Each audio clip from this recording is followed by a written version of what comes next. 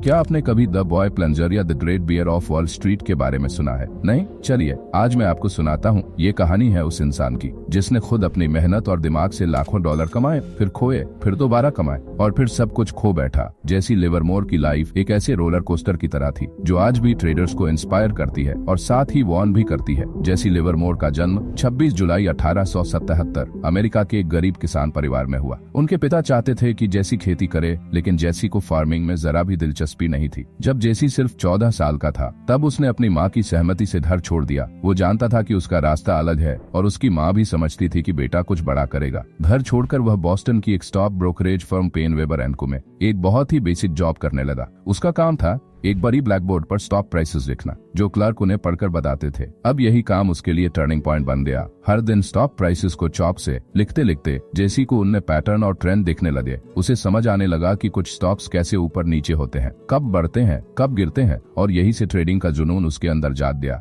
ये शुरुआत थी उस लड़के की जो आने वाले सालों में वॉल स्ट्रीट का सबसे डेंजरस और रिस्पेक्टेड ट्रेडर बनने वाला था। 1892 में जेसी लिवरमोर ने अपने ट्रेडिंग करियर की शुरुआत बकेट शॉप से की थी। बकेट शॉप्स वो जगहें होती थीं जहां लोग असली स्टॉक्स नहीं खरीदते थे बल्कि उनके प्राइस पर बेट लगाते थे। उसे कंपनी ने चेतावनी दी कि या तो वह ट्रेडिंग छोड़े या नौकरी। उसने नौकरी छोड़ दी और फुल टाइम ट्रेडर बन गया। वह जल्दी ही बहुत मुनाफा कमाने लगा और इतनी तेजी से पैसे बनाने में सफल हुआ कि कई बकेट शॉप्स ने उसे बैन कर दिया। वह बहुत जल्दी ही मार्केट में एक कंट्रोवर्शियल नाम बन चुका था। उसे हर जगह से निकाल दिया गया। 22 साल की उम्र में उसने फैसला किया उसे अब असल मैदान में उतरना होगा, यानी उसे न्यूयॉर्क सिटी जाना होगा। न्यूयॉर्क जाने के बाद जेसी लिवरमोर ने वॉल स्ट्रीट पर अपनी ट्रेडिंग के असली खेल की शुरुआत की। पहले की तरह सिर्फ बकेट शॉप्स में सट्टा न लगाकर उसने रियल स्टॉक मार्केट में उतरने का फैसला किया। अब वह बड़े स्टॉक्स और मार्केट के ट्रेंड्स पर फोकस करने लगा। वह जल्दी ही ट्रेडिंग कम्युनिटी में पहचान बनाने लगा। उसके ट्रेडिंग फैसले इतने प्रभावी होते थे कि उन्होंने बिग विन्स हासिल किए। 1907 में जब मार्केट क्रैश हुआ तब जेसी लिवरमोर ने पहले ही शॉर्ट सेलिंग की हुई थी।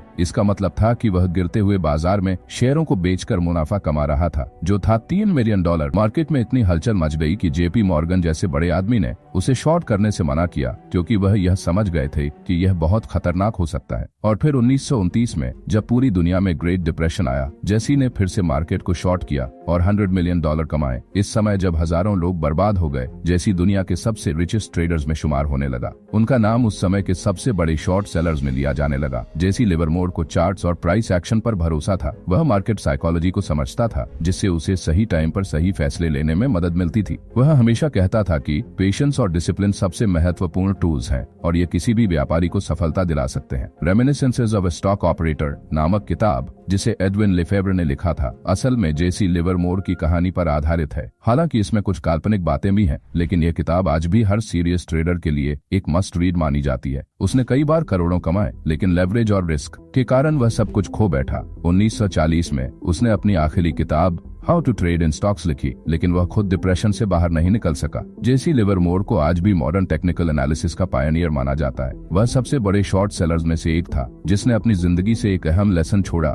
इमोशंस और मनी का खतरनाक कॉम्बिनेशन क्या कर सकता है। जेसी लिवरमोर की कहानी एक मास्टर क्लास है। उसने हमें सिखाया कि मार्केट से पैसा कमाना आसान है, लेकिन उसे संभालना बहुत कम लोग सीख पाते हैं। इस प्रकार जेसी लिवरमोर की यात्रा न केवल ट्रेडिंग की दुनिया को प्रभावित करने वाली थी, बल्कि यह ह्यूमन इमोशंस और फाइनेंशियल रिस्क के बीच के संवेदनशील संतुलन को भी उजागर करती है। अगर आप क्रिप्टो ट्रेडिंग की दुनिया में कदम रखना चाहते हैं तो नीचे डिस्क्रिप्शन में डेल्टा एक्सचेंज का लिंक है, और अगर आप हमारे लिंक से साइन अप करते हैं तो आपको ब्रोकरेज में 10% का डिस्काउंट मिलेगा। और अगर आप डेल्टा एक्सचेंज के फ्यूचर्स, कॉन्ट्रैक्ट और ऑप्शंस में ट्रेड करेंगे तो आपके ऊपर 30% का टैक्स भी एप्लीकेबल नहीं होगा। धन्यवाद।